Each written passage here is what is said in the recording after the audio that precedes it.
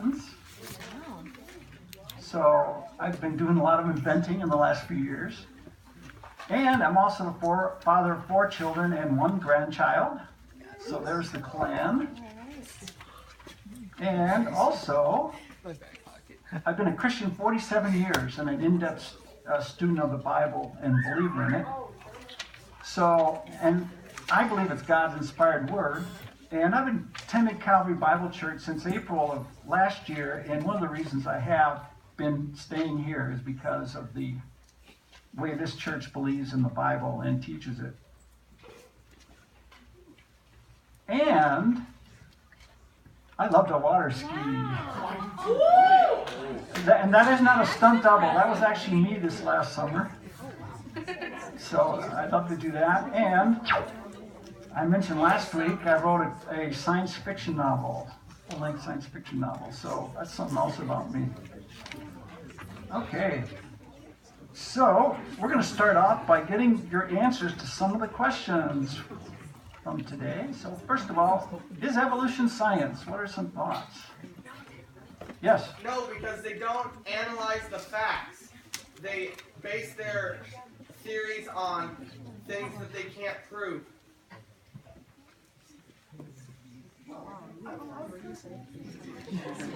Okay.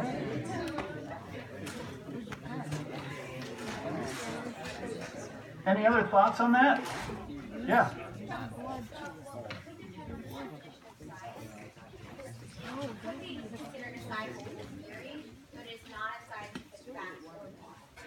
Okay.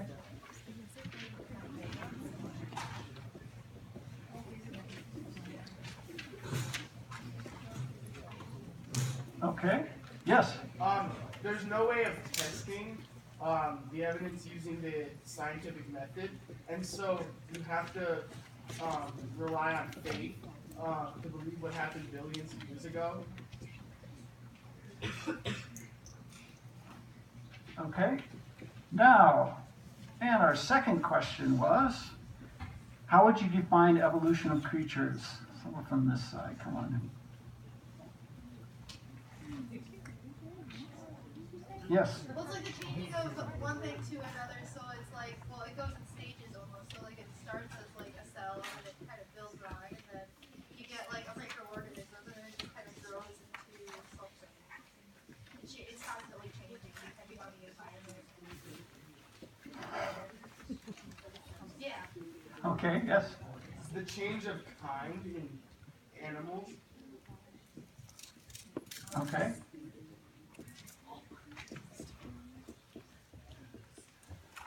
Now, yes, does anyone else have a comment? Increasing genetic information. Okay.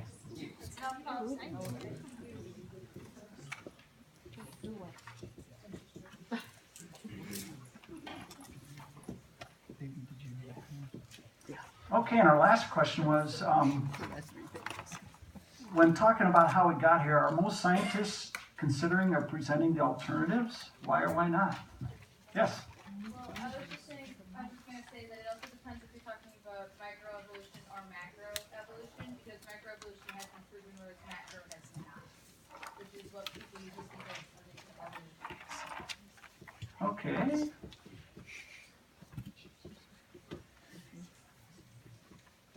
And we'll talk more about that. Good.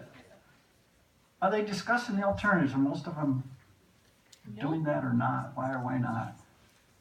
Then they'd have to believe in God. What's that? They'd have to believe there's a God if they taught creation. So you're saying some don't because they'd have to believe in God? Yeah.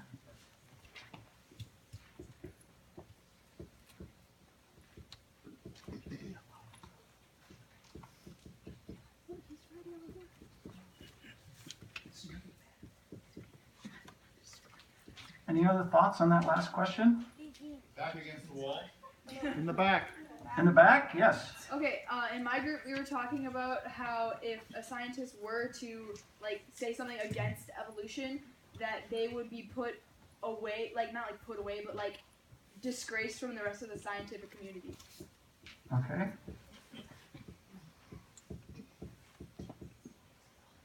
Very good. One more. Abigail?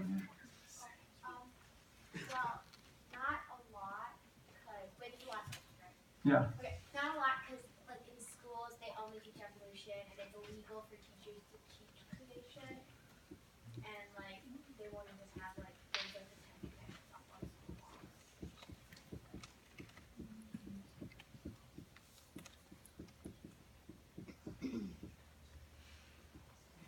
Okay, very good. You guys, I can see you guys' brains are already working. Excellent. So, we're going to talk about a lot of these things today. And again, I'm calling this the other half of the story. I'm not here to convince you of anything. I'm just going to share some information. It's the other half of the story, which you don't get a lot in school, and they won't tell you. And it's up to you to make up your mind, to decide, am I going to believe this or not? So, as I shared with you a couple weeks ago, Proverbs 18:17 is a very interesting verse. And it's a good one for you to remember. The first to plead his case seems right until another comes and examines him. So I'm bringing you the other half, or an examination of the other side of evolution. Okay, first of all, our first question, evolution is science. And they will say, therefore, it's logical and practical. It should be accepted as a fact. I mean, we've used it to invent computers, so you should believe in evolution. And it predicts what we observe now, right? A good theory should predict things, right? So, for example, there's over 100 vestigial organs or useless human organs in our body, right? And 97% of our DNA is junk. That's a definite prediction of evolution. That's a lot of garbage in there, isn't it? Okay, so let's look at the other half. First of all, and one of you got this, you cannot repeat the past and observe or test it. So by the standard scientific method, it's not science. Okay, does that make sense, everybody? Because in order for it to be real practical science, you have to observe something happening. And even the most ardent evolutionists will say they have not observed evolution. So that's an interesting fact. Okay, guess what? Practically all of our organs do have functions we found out in the last 100 years or so. And this is one to really make you think. What you're sitting on right now is your tailbone, which was one of those vestigial organs they thought was useless, when in fact it helps support you and give you strength when you're sitting there. And also it was a good connection point for a lot of muscles and tendons. So if you didn't have that little puppy in your body, you would not be real happy right now sitting and listening to my presentation. And scientists have found, especially in the last 5 or 10 years, that almost 100% of our DNA code is used in very amazing ways. The other 97% that doesn't specifically code for the genes, which describe our body, is actually the incredible program that's practically controlling every single molecule in your body. So that's been amazing discoveries that have happened recently. Okay, so that's some thoughts on is evolution science or not. Now, back to one of the things we talked about a couple weeks ago, and that is the formation of the rock layers. It's very slow and steady. Took a very long time, millions of years, and it was very peaceful, right? Well, let's talk about the other half of the story. How do you fold a rock? I'm asking you guys. Oh, what? The answer is you don't fold a rock, right? Everybody knows that. But what do we see in the ground? We see rock layers that are folded. If you follow the red line, see how those rock layers are folded? So those layers had to be laid down very quickly. They were still soft. And then the earth was shaking and moving crumpling the rock up in folded layers until it solidified. So that shows that, maybe those layers weren't laid down very slowly. Okay, so let's think about this, formation of the rock layers. Well, some of those, after many years, the scientists finally have come around to saying, okay, well, maybe some of those layers were laid down quickly because they see some evidence and they just can't get around it.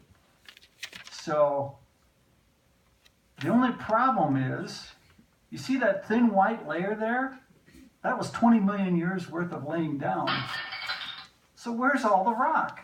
And if you think about it, that layer is perfectly flat and sharp, isn't it? Now, if that had been 20 million years, there would have been a lot of peaks and valleys eroded into it as it just lay there, waiting for the next layer to come down.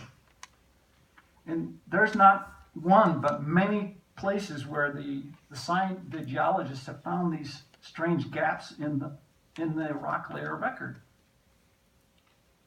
But what about the fossils? We learned a lot about them last time, didn't we? Or we started to learn about them. Okay, they form very slowly and steadily, peaceful.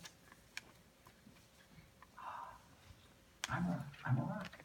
No. What happened? Well, I'm going to tell you a story about that poor pig. The poor pig, yes. Some scientists thought that they would see if they could maybe create a fossil or see what would happen. So they took some pig carcasses and they picked a careful spot in the ocean, and it was 1,000 feet deep, and it was just right. And they let the pigs down, and they had TV cameras on them, and they saw these little shrimp creatures come out, and within 10 days, the entire carcasses were consumed in all the cartilage. So I don't think Slow and Peaceful is going to form many fossils, do you? They're going to get eaten up. So what else do we see in the fossils in the rock layers in terms of how they form? Well, we see evidence of rapid burial, almost cataclysmic. So if you think about it, how hard would it be to bury in water a creature that swims, right? It would just swim away, right? Flood shouldn't be any problem to it, right? Because it can just swim, so no big deal. How many of you have heard of ichthyosaurs, the swimming creatures? They have little paddle fins. Yeah, some of you guys. Yeah, they're pretty cool sea creatures. And what some of you may not know is they actually gave birth to their young. They didn't lay eggs, even though they're reptiles. Here is a mama ichthyosaur that was buried alive. Now, how could a swimming thing get buried alive? That must have happened incredibly fast. And what's interesting is it was giving birth to a baby, and the beak of the baby still inside the mother when it was buried. So that had to happen pretty quickly, huh? Yeah. So I don't think that was a very slow and peaceful death. No, not at all. Okay, here's another one for you. Okay, what about this tree? It turned into a fossil, right? The only problem is it's standing upright through millions of layers of rock. Now you tell me, how did it not rot if it was standing there while millions of layers of rocks were being built around it? I think more likely explanation is it was laid down very quick, and then the other layers were formed softly and then froze it in place. Okay, so, but we've got proof of the Earth is millions of years old because we have radioactive dating, right? And how many of you have heard of carbon dating? Yeah, a lot of you. And carbon dating proves things are really, really old, right? At least that's probably what you've heard in your classes. Well, let's and therefore, the Earth is that old, it's proved, right?